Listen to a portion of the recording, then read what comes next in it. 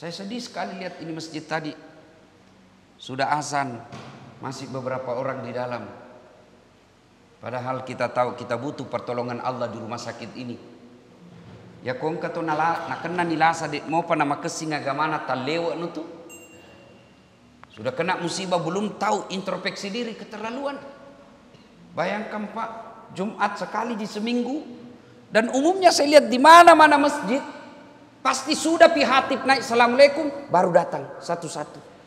Kalau gubernur, presiden, wali kota, anggota DPR terlambat datang, masih maklum orang, sibuk melayani rakyat. Tapi kalau kita pengangguran tukang parkir jaki, datang jaki merokok-rokok saja terlambat, dan itu hanya Jumat saja kita sholat. Dengar baik-baik ini yang selalu terlambat sholat Jumat. Dengar baik-baik. Kalau hatib sudah mengucapkan Assalamualaikum warahmatullahi wabarakatuh baru kita masuk, Nabi bilang sah sholat Jumatnya, tapi sudah tidak dicatat absennya. Ibaratnya bapak datang bekerja, tapi tidak menceklok maki. Kita kerja, tapi di absenta alfa.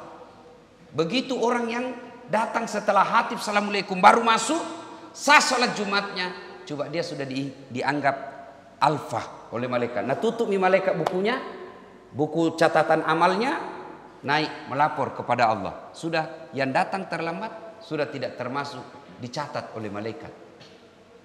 Dan biasanya yang begitu dia tonji itu minggu lalu, dia tonji begitu terlambat minggu lalu. Dia lagi terlambat hari ini, minggu depan begitu lagi terlambat. Dan hanya Jumat sholatnya, mau masuk surga, mau diterima doanya, mau disembuhkan pasiennya, mau diperbaiki dunianya. Lalu begini gayanya. Inilah yang disebut kau bukan orang bertobat. Yang kedua kata Nabi, siapa yang merasa dirinya bertobat, tidak meningkat ibadahnya, tidak ada perubahan ibadah, sholatnya masih begitu-begitu, masih selalu terlambat, ngajinya masih begitu-begitu, bukanlah dia bagian orang yang bertobat. Dan yang ketiga kata Nabi, siapa yang mengaku dirinya bertobat, tidak berubah pakaiannya. Pakaian di sini bukan sekedar yang kita pakai, tapi makna filosofi pakaian itu adalah malu. Makna hadis ini menurut para ahli hadis, siapa yang merasa dirinya bertobat, tapi dia tidak punya rasa malu, kalian bukan orang bertobat. Sudah kalau sudah makin dikasih tahu tadi bilang malu-malu saiko, kau tomo terlambat pulang, assalamualaikum, paling terlambat datang masjid, paling cepat pulang, assalamualaikum, langsung lompat. Dan kalau masih ada perubahan Pak, masih malu-malu nanti keluar, masih ada harapan kita termasuk orang bertobat. Tapi kalau tidak ada mimaluta, assalamualaikum, langsung lompat. Apa dia bilang? Urusanku, mau masuk surga atau neraka? Itulah yang disebut dalam hadis qaswatul qalbi, keras hati, tidak mempan nasihat. Berikutnya, lalu siapa yang mengaku dirinya bertobat kata Nabi dan tidak mengubah teman gaulnya, sebelum dia bertobat masih itu temannya yang pabotoro, masih itu temannya yang suka mabuk-mabuk, masih itu temannya tukang berzina, dan dia mengaku dirinya bertobat tapi masih bergaul dengan dia, sesungguhnya kata Nabi dia bukan orang yang bertobat. Kalau orang yang bertobat tadinya temannya tidak baik agamanya, tadinya temannya orang yang penipu, setelah dia bertobat dia tinggalkan semua teman-teman yang penuh maksiat, lalu dia ambil orang-orang yang soleh. Hadis tidak mengatakan bertemanlah kau dengan kontraktor, bertemanlah kau dengan anggota DPR, tidak. Kata Nabi, bertemanlah engkau dengan orang-orang yang soleh. Dan Nabi mengilustrasikan bersahabat dengan orang baik itu ibaratnya seperti kalau kau bersahabat dengan penjual parfum, kalau kau tidak nak kasih parfumnya, paling tidak kau dapat baunya. Kalau kau bersahabat dengan pandai besi, palas, kalau tidak nak kena ku apinya, yang kamu dapat hawa panasnya. Coba bedek kalau kita berteman orang-orang baik. Tiba waktu sholat, gelisam itu, mau Jumat tahu, mau Jumat, cari ke masjid. Kalau orang baik. Tapi kalau orang tidak baik agamanya, nah saya tidak bawa kok. Di mana panti pijat ini dekat? Di mana orang enak ini botol? Di mana ada cewek-cewek itu? Dan dia berusaha agar kalian terjebak supaya apa? Kalau melapor kok ada tambahannya. Si kunci Nabi bilang anak muda, baku kunci ki. Maka bertemanlah dengan orang-orang yang soleh. Lalu Nabi katakan, siapa yang mengaku dirinya bertobat, lalu tidak memperbaiki akhlaknya, sesungguhnya dia bukan orang yang bertobat. Kalau dia mengaku saya sudah bertobat, tapi tidak memperbaiki akhlaknya, maka sesungguhnya kata Nabi, anak-anak Makassar bahasanya barangkali bilang carita campur ratu. Bertobat tapi tidak memperbaiki akhlaknya, kalian bukan bertobat. Sebelum kau bertobat masih kasar ngomong, sudah bertobat selalu beristighfar, hitam jidatnya, tapi tetap kasar ngomong. Kalian di depan Nabi, kata Nabi, kau bukan orang bertobat. Tadinya dia banyak dosa, lalu dia mengaku dirinya bertobat, tapi akhlaknya masih buruk. Sesungguhnya kata Nabi, dia bukanlah orang yang bertobat.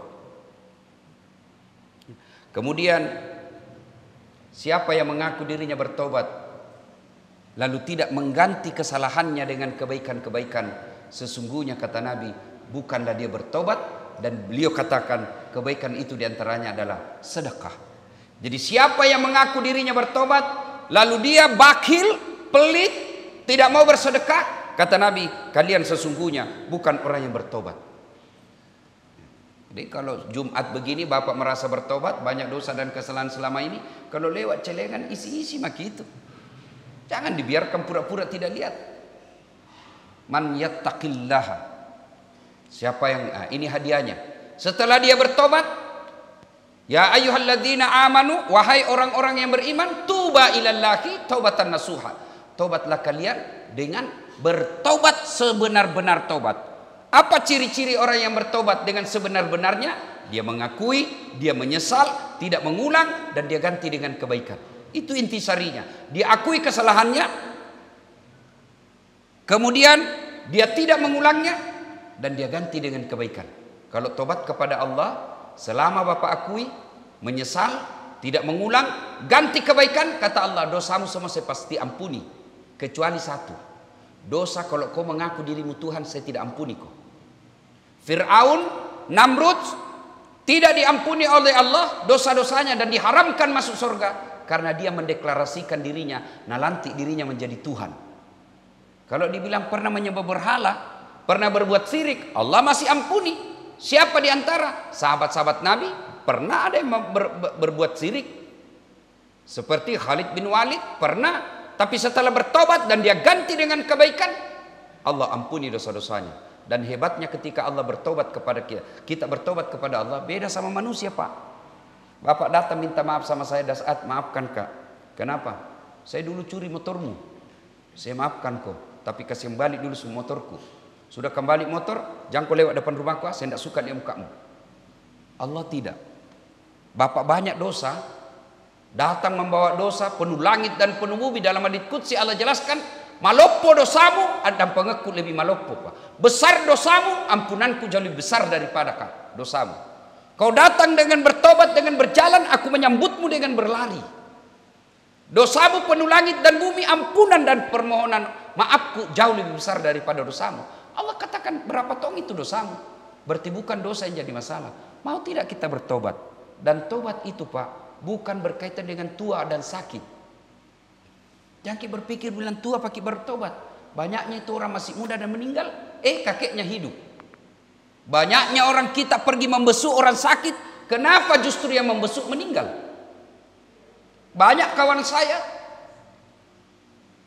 bapaknya yang sakit, berbulan-bulan sakit, anaknya tiba-tiba meninggal. Dan biasanya kita kalau merasa muda sehat, tidak mau bertobat. Padahal tobat bukan berkaitan umur dan kesehatan. Tobat berkaitan dengan dosa. Dan siapa manusia yang tidak punya dosa? Nah, berikutnya, setelah kita bertobat, tentu ada hadiah. Sebagai pemenang, ada kasih hadiah. Apa hadiahnya? Allah memberikan jalan keluar dari segala kesulitan. Man yattaqillaha yaj'allahu mahraja. Allah angkat derajatnya. Wa yarzuqhum min haitsu la yahtasib. Allah bukakan jalan keluar dari segala persoalan-persoalannya. Jadi kalau selama ini ada masalah dalam hidup kita, apakah berkaitan rumah tangga, berkaitan dengan pekerjaan, berkaitan dengan karir kita, berkaitan dengan kehidupan bermasyarakat, kenapa selalu ada masalah? terlalu banyak dosa. Mari segera bertobat. Itu janji Allah. Kalau kau bertobat, saya kasih kau jalan keluar yang kau tidak sangka-sangka. Saya angkat derajatmu dan saya tambah rezekimu. Jadi kalau agak susah-susah kita rasa hidup ini, segeralah bertobat. Dan tobatnya salah satu diantaranya tobat bilizan, memperbanyak istighfar. Astaghfirullahaladzim wa atubu ilaihi. La ilaha illa anta subhanaka inni kuntu minadz zalimin. Itu yang pertama, tobat lisan. Yang kedua caranya, melazimkan salat sunat taubat 2 rakaat sampai 6 rakaat. Kapan pelaksanaannya? Selesai salat maghrib menunggu isya. 2 rakaat salam, 2 rakaat salam, 2 rakaat salam. Boleh 2 rakaat, boleh 6 rakaat. Sudah itu Allah kasih rezeki, maka bersedekahlah, bantu orang. Kesalahan-kesalahan yang pernah kita lakukan kita ganti dengan kebaikan. Itu kalau dosa kepada Allah. Sementara dosa kepada sesama manusia syaratnya menjadi 6. Minta maaf sama yang bersangkutan.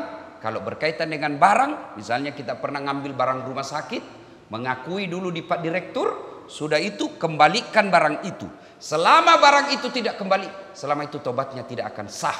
Dan bahayanya kalau berkaitan dengan barang, di padang mahsyar kelak ketika kita dikumpul, yang kata Nabi padang mahsyar itu seolah-olah panasnya matahari tinggal 1 jengkal, ngantri kita untuk dipanggil di loket, karena 1 di loket nanti di akhirat, mengantri sambil menunggu giliran kita diadili. Dipikul itu yang barang-barang pernah diambil.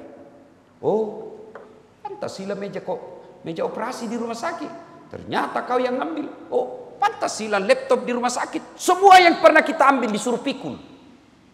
Sebelum itu terjadi, wala tai'asu min rauhillah, kata Allah. Jangan kau putus asa. Segeralah bertobat. Innallaha yuhibbut tawwabina. Allah mencintai orang-orang yang bertobat. Dan mari bertobat, karena tobat itu bukan berkaitan umur dan penyakit. Tobat itu berkaitan dosa, dan setiap kita pasti memiliki dosa.